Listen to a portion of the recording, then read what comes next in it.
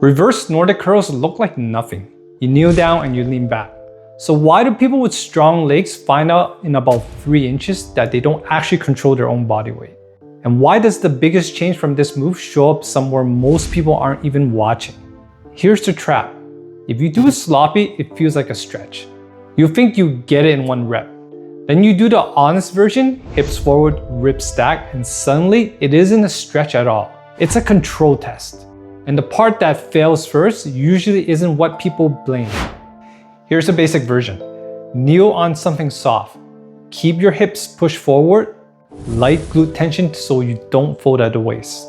Then lean back as 1 unit. Knees, hips, ribs, head move together. Only go as far as you can, stop on purpose. Then use your hands to help yourself back up. Now pay attention to what your body tries to do when it gets hard. Hips drift back, lower back arches, the line breaks. If you tried this and thought, this is just a quad stretch, that's actually your body being smart. It automatically picks the easiest version it can survive. That's the first thing to fix. Most leg training is built around pushing in the easy direction. Stand up, lock out, reset. Reverse Nordics train the opposite job. They train your ability to slow down while the front of your thigh is still lengthening. That matters because daily life is full of braking. Sitting down, stairs, catching yourself when something shifts. People usually don't get in trouble on the way up. It's the way down that exposes what's missing. And here's what's interesting. A lot of people with big quads still shake like crazy here. If it was only quad strength, that shouldn't happen. The shaking is telling you something else is missing. Something your body normally avoids building. You feel it the second you try to pause mid-rep. That's where the real test shows up. But the bigger shift happens somewhere higher up, and most people don't connect it to this exercise at all. So what's the change that shows up higher than the legs? Watch what actually has to happen during a clean rep. Your hips can't fold. If they do, you escape the hard part and the rep becomes useless. Your lower back can't arch. If it does, you're borrowing range from somewhere else. Your ribs can't flare. If they do, you lost the line. So the only way the rep actually works is if everything from your knees to your shoulders stay locked as 1 unit. That's the part nobody programs on purpose. You're not just training your quads to lower you slowly. You're training your trunk to stay organized under a load that's actively trying to pull you apart. And your body learns that, not because you told it to, but because the exercise won't let you cheat without punishing the rep. That's why people start noticing changes they didn't train for.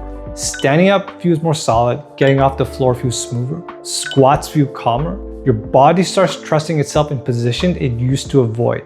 And that trust is what turns unpredictable movement into something you own. But none of that shows up if you make the mistakes that turn this into a waste of time. Or worse, something you blame the exercise for. Mistake 1 is chasing depth too early. If you can't pause, you don't own that range yet. Mistake 2 is letting the hips drift back. The second your butt moves backward, the rep turns into a different movement and the control piece disappears. Mistake 3 is rushing. Speed lets you pass through the hardest part without owning it. Slow makes the rep honest. And here's the part people get wrong. They try to fix these by adding more reps or more range. That usually makes it worse. The fix is stricter, not harder. Here's how to use it.